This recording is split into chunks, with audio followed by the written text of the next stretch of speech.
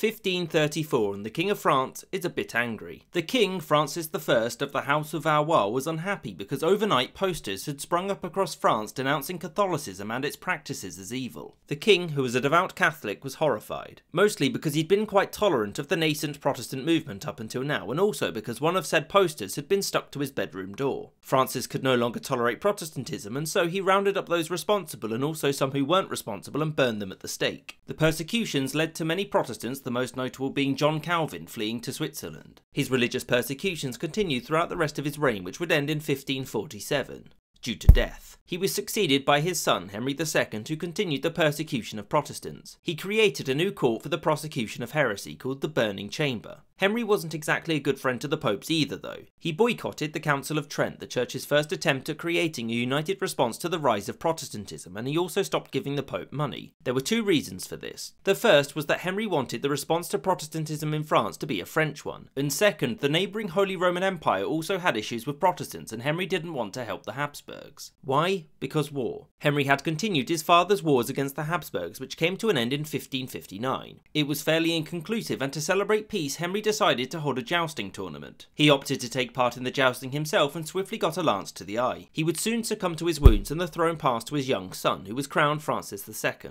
Francis was only 14 at this point, and whilst technically old enough to govern, the actual running of the realm fell to the uncles of his wife, Mary Stuart, better known as Mary Queen of Scots. The two men running the kingdom were Francis, the Duke of Guise, and Charles, the Cardinal of Lorraine. They were both from the powerful Guise family and were ardent Catholics, meaning that for the Protestants, Bernie time would continue. The two Guises didn't simply dominate the king without any resistance. Francis II's mother and the former Queen Catherine de Medici vied for power too. So the Protestants, also known as the Huguenots, felt that the king wasn't really anti-Protestant and that if they simply liberated him, things would get better. This culminated in the 1560 conspiracy of Amboise, an attempt to kidnap the king from his residence. The conspiracy was betrayed, most of the plotters were captured and killed, and to many it confirmed that the Huguenots were the enemy of France. One of the leaders of the plot was a man called Louis, the Prince of Conde. Conde was arrested, but the situation would become much more complicated when Francis II died in late 1560. Francis had no children, and so he was succeeded by his 10-year-old brother, Charles IX. Another young king on the throne meant that, yet again, factions vied for power over him. It was Catherine who won out in the end, becoming his regent and swiftly removing the Guise from court. She took a different approach to the religious divisions in France and opted for a policy of toleration. She released Conde in 1561, and in 1562 Catherine issued the Edict of Saint-Germain, which gave the Huguenots the right to worship so long as it was outside of cities and so long as they stayed loyal to the king. For many Catholic nobles though, this was a step too far. One such noble was the Duke of Guise, who promptly massacred a group of worshipping Huguenots at the town of Vassy. Both sides took up arms after this, and France descended into violence, and so began the First French War of Religion. Alongside the Prince of Conde, the Huguenots were led by Admiral Gaspard de Coligny. The Huguenots seized major cities like Orléans, Lyon and Tours, and within a few months these lands were theirs. The Catholic forces counterattacked, the Prince of Conde was captured, again in late 1562, and the next year the Duke of Guise was killed by an assassin while sieging Orléans. Neither side could really defeat the other, and so in 1563 the Edict of Amboise was signed, which gave Huguenots a few more rights. So much as recognising that Huguenots were allowed to exist was too much for many of the Catholics who resisted the enforcement of the peace. As such, Catherine and Charles went on a royal tour of France to assert the king's independence and force the lords to implement the Edict of Amboise. By this point, Protestant rebellion had spread to the Spanish Netherlands, and so the King of Spain, Philippe II, sent an army to crush them. This worried the Huguenots, who wondered if the Spanish army was actually meant for them. After another failed attempt to kidnap the king by the Prince of Conde in 1567, both sides took up arms and suddenly, Second French War of Religion. This war was a stalemate, and in 1568 another peace was signed. The Cardinal of Lorraine strictly opposed any peace, and he and his allies in court overturned it. The next year Catholics took up arms, and Third French War of Religion.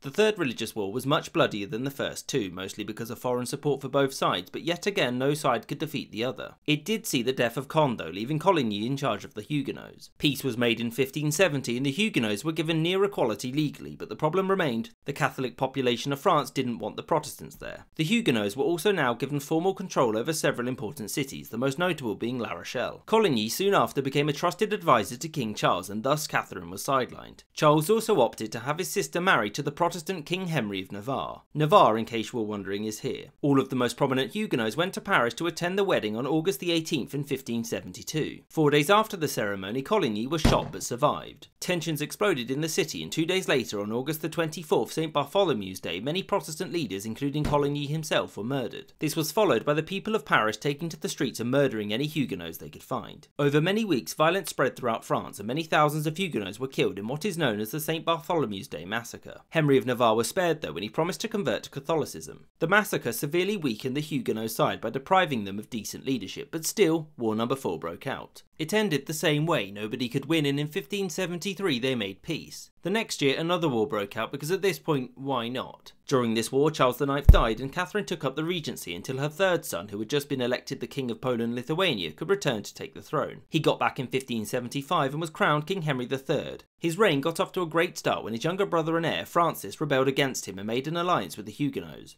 Henry of Navarre soon escaped the royal court and promptly unconverted from Catholicism and was soon leading the Huguenot rebels. No one could defeat the other, peace again, you know the drill. Like every other peace, the king couldn't enforce it, and furthermore the Huguenots refused to disarm since the last time they had done so, they were massacred. Henry thus decided that he would try crushing the Protestants, and so began the Sixth War. It will shock you to find out that no one could win this war, and another peace treaty was signed which basically allowed Protestants freedom of worship everywhere except for Paris. There was a brief Seventh War from 1579 to 1580, and yet again, the same thing happened. The king and his younger brother had repaired their damaged relationship, and Francis did two things. One, he got engaged to Queen Elizabeth I of England, although she was likely just using him as a pawn, and two, he went to the United Provinces here to help them fight the Spanish forces and become their king. He was completely useless at this. He didn't get married because Elizabeth was too smart for that, and he returned from the Netherlands in shame in 1583. Fortunately for Francis though, he wouldn't have to live with the shame for too long, since he died in 1584. This was a big deal because Francis had been the heir to the throne. Since Henry III didn't have any children, that left another man as his heir, King Henry of Navarre, the Protestant one. If you thought the Catholic nobility in France were worried before, well now they were downright hysterical. In response to this crisis, the Duke of Guise, the son of the previous one, formed the Catholic League to stop Henry of Navarre from ever taking the throne. It was comprised of some of the most devout Catholic nobles across France and was backed, that is, financed by King Philippe II of Spain, who was also pretty scared of the idea of a Protestant France. King Henry was bankrupt and he couldn't really resist the League, and so to placate them he issued the Edict of Nemours in 1585. This essentially made being a Huguenot illegal and gave them 6 months to convert or leave France. The Duke of Guise and the League were expelling Huguenots from the north, but also were telling French subjects that Henry wasn't a true Catholic since he refused to bar a Protestant from the succession and to accept their appointed heir, Cardinal Charles de Bourbon, Henry of Navarre's uncle. In 1587, France yet again erupted into its 8th war of religion, but it's better known by another name, the War of the Three Henrys. A German army invaded the north to aid the Protestants, but was defeated by the Duke of Guise, who became incredibly popular as a result. He demanded a bunch of land and titles as thanks for his victory. The king said no and also barred Guise from Paris. Guise entered anyway, and the people of Paris rose up in defiance with him in what's known as the Day of the Barricades, and the king fled the city. In 1588, the king called the Estates General, the Grand Parliament of France, to meet in Blois. Whilst there, he had Guise assassinated and arrested some high-ranking members of the League, and as such, the League was now at war with the king. Thus, King Henry and the other King Henry made a truce. They combined their forces and marched on Paris in 1589. Henry III was close to taking the city until he was assassinated by a monk, and with him died the royal house of Valois. According to French royal inheritance law called Salic law, Henry of Navarre was now king, and the first Protestant king of France. Henry pressed his claim to the throne and marched on Paris. He laid siege to the capital, but then Philippe II sent an army into France which broke the siege. Fighting continued for the next couple of years, but Henry IV won out in the end for two reasons. One, the Cardinal of Bourbon died and the League couldn't decide on another successor, and two, Henry converted to Catholicism in 1593. The next year, Henry was crowned King Henry IV of France, the first of the royal house of Bourbon. Resistance to Henry's rule continued, but was largely crushed within a year. The fact that the Spanish crown was largely responsible for this resistance led to Henry declaring war on it. The war came to an end in 1598, but not until Henry had issued the Edict of Nemours, which gave recognition and near equal rights to Protestants across France, providing they remain loyal to the crown. The edict was a series of wins and losses for the Protestants and the Catholics. Whilst no side was truly happy with it, the level of resistance to it was much lower than before, because at this point everyone was sick of war. Huguenots couldn't prevent Catholics from worshipping in their strongholds like La Rochelle and her had to pay taxes to the Catholic Church. However, they were allowed to remain armed and they could hold their own councils. These ultimately weakened Henry's authority across his kingdom, but Nantes did something that the other edicts didn't. It built a lasting peace. That is, until Louis XIV realised that he didn't need to keep that peace anymore. Whilst this didn't put a stop to the religious tensions in France, it did end its most violent period, which saw millions of Frenchmen die. The French wars of religion were finally over, and France, unlike so many others, would remain a Catholic nation hereafter.